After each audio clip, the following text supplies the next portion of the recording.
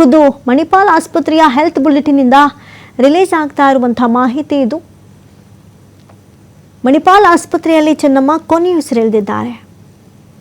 ಆಸ್ಪತ್ರೆ ಬಳಿ ಹೆಚ್ಚುವರಿ ಪೊಲೀಸರನ್ನ ನಿಯೋಜನೆ ಮಾಡಲಾಗ್ತಾ ಇದೆ. ಜೆಡಿಎಸ್ನ ಅಪಾರ ಪ್ರಮಾಣದ ಕಾರ್ಯಕರ್ತರು ಬರುವಂತಹ ಸಾಧ್ಯತೆಯಿಂದ ಈ ಬಗ್ಗೆ ಮತ್ತಷ್ಟು ಮಾಹಿತಿಯನ್ನ ಕೊಡ್ತಾರೆ ದೂರವಾಣಿ ಸಂಪರ್ಕದಲ್ಲಿ ಪ್ರತಿನಿಧಿ ಸಂತೋಷ್ ಪಟೇಲ್. ಸಂತೋಷ್, ಇನ್ನು ಗಮನಿಸೋದಾದ್ರೆ ಬಹಳಷ್ಟು ಆರೋಗ್ಯದಲ್ಲಿ ಸ್ಥಿರ ಅನ್ನುವಂತಹ ಸುದ್ದಿಗಳು ಬರ್ತಾ ಇತ್ತು, ಏರುಪೇರು ಅನ್ನುವಂತಹ ಸುದ್ದಿಗಳು ಬರ್ತಾ ಇತ್ತು.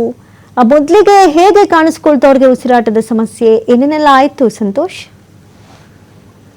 ಅಮೃತ, ಏನು ವಯಸ್ಸಾಗಿ ಒಂದಿಷ್ಟು ಆರೋಗ್ಯದ ಸಮಸ್ಯೆಗಳು ಅವ್ರಿಗೆ ಸುಮಾರು 86 ಕೂಡ ಅವ್ರಿಗೆ ವಯಸ್ಸಾಗಿರುವಂತದ್ದು. ಹೀಗಾಗಿ ವಯಸ್ಸಾದ ಕಾಯಿಲೆಗಳು ಒಂದಿಷ್ಟು ಅವ್ರಿಗೆ, ಹೀಗಾಗಿ ಉಸಿರಾಟದ ತೊಂದರೆ ಇರುವ ಹಿನ್ನೆಲೆಯಲ್ಲಿ ಮಣಿಪಾಲ್ ಆಸ್ಪತ್ರೆಗೆ ಅವ್ರನ್ನ ಅಡ್ಮಿಟ್ ಮಾಡಲಾಗಿತ್ತು. ಅಡ್ಮಿಟ್ ಮಾಡಿ ಚಿಕಿತ್ಸೆಯನ್ನು ಕೊಡಲಾಗಿತ್ತು.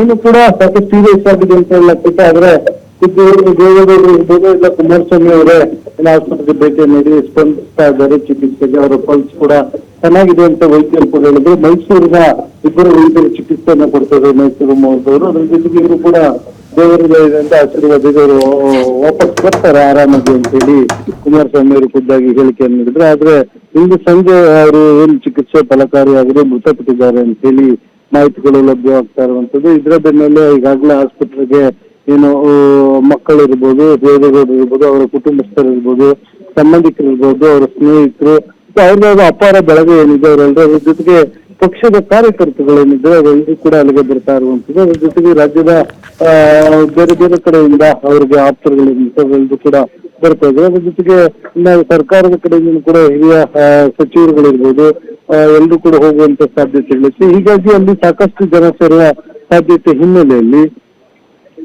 ಬಂದೋಬಸ್ತನ್ನು ಕೂಡ ಮಾಡ್ಕೊಳ್ತಾ ಇರುವಂತದ್ದು. ಪೂರ್ವ ವಿಭಾಗದ ಡಿಸಿಪಿ ವಿಕ್ರಮ್ ಆಮಟೆ ಅವರ ನೇತೃತ್ವದಲ್ಲಿ ಏನು ಯಾವುದೇ ರೀತಿಯ ಸಂಚಾರ ದಟ್ಟಣೆ ಆಗದ ರೀತಿಯಲ್ಲಿ ಮತ್ತು ಬಂದು ಜಾಸ್ತಿ ಜನ ಜಮಾವಣೆ ಆಗಬಾರ್ದು, ಇದರಿಂದ ಯಾರಿಗೂ ಸಮಸ್ಯೆ ಆಗಿರಬಾರ್ದು.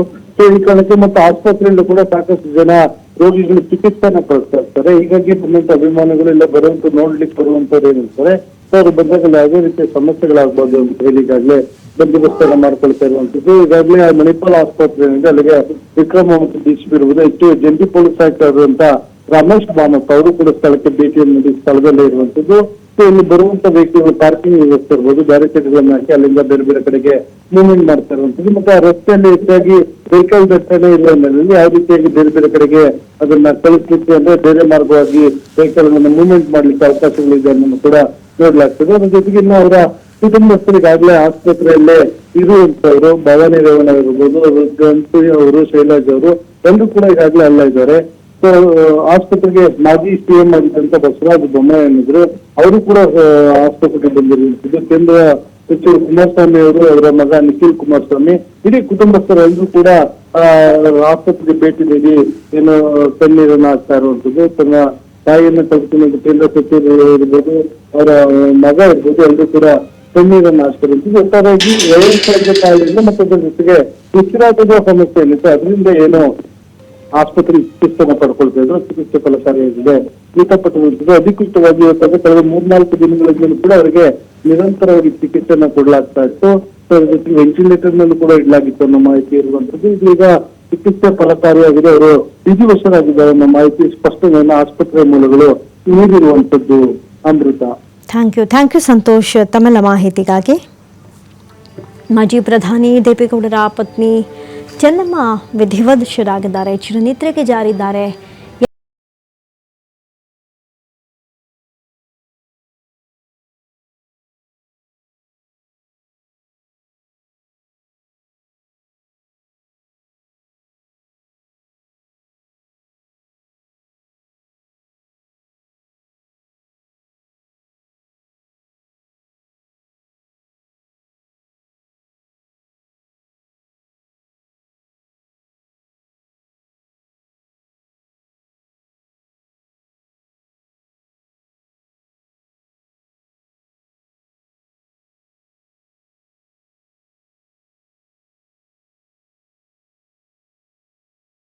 ನಿಟ್ಟಿನಲ್ಲೇ ಬಹಳಷ್ಟು ಕಾಣಿಸಿಕೊಂಡಂತಹ ದಂಪತಿ ಇಬ್ಬರು.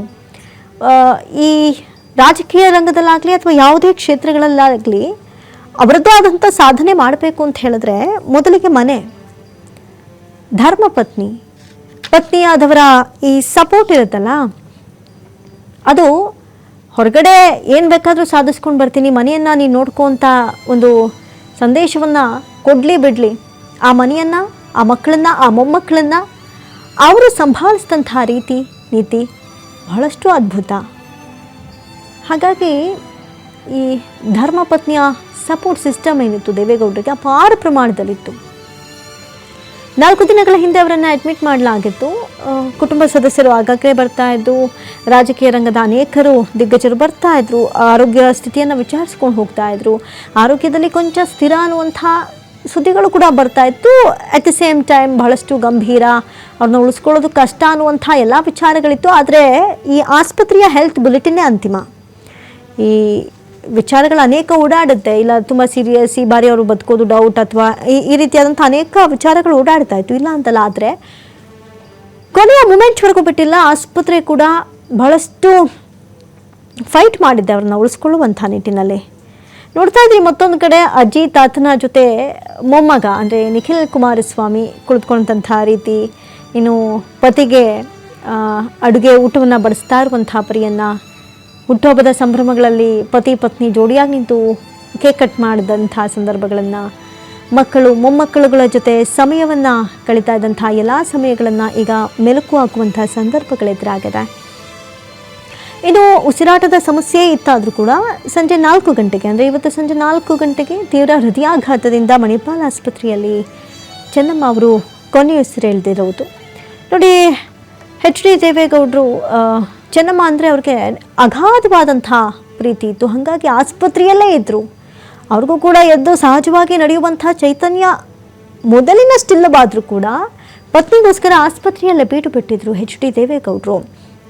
ಇನ್ನು ಭವಾನಿ ರೇವಣ್ಣ ಕೂಡ ಅಲ್ಲೇ ಇದ್ದರು, ಅನಸೂಯ ಕೂಡ ಅಲ್ಲೇ ಇದ್ದರು, ಶೈಲಜಾ ಕೂಡ ಸೇರಿದಂತೆ ಅನೇಕ ಕುಟುಂಬದ ಸದಸ್ಯರು ಆಸ್ಪತ್ರೆಯಲ್ಲೇ ಕಾಲ ಕಳೀತಾ ಇದ್ರು. ಹಗಲು ರಾತ್ರಿ ಎನ್ನದೇ ಹೆಂಗಾದ್ರೂ ಮಾಡಿ ಉಳಿಸ್ಕೊಂಡು ಅತ್ತೆಯನ್ನು ತಾಯಿಯನ್ನು ಮನೆ ಕರ್ಕೊಂಡು ಬರಬೇಕು ಅನ್ನುವಂಥ ನಿಟ್ಟಿನಲ್ಲಿ ಹೋರಾಡಿದರು. ಆದರೆ ವಿಧಿಯಾಟ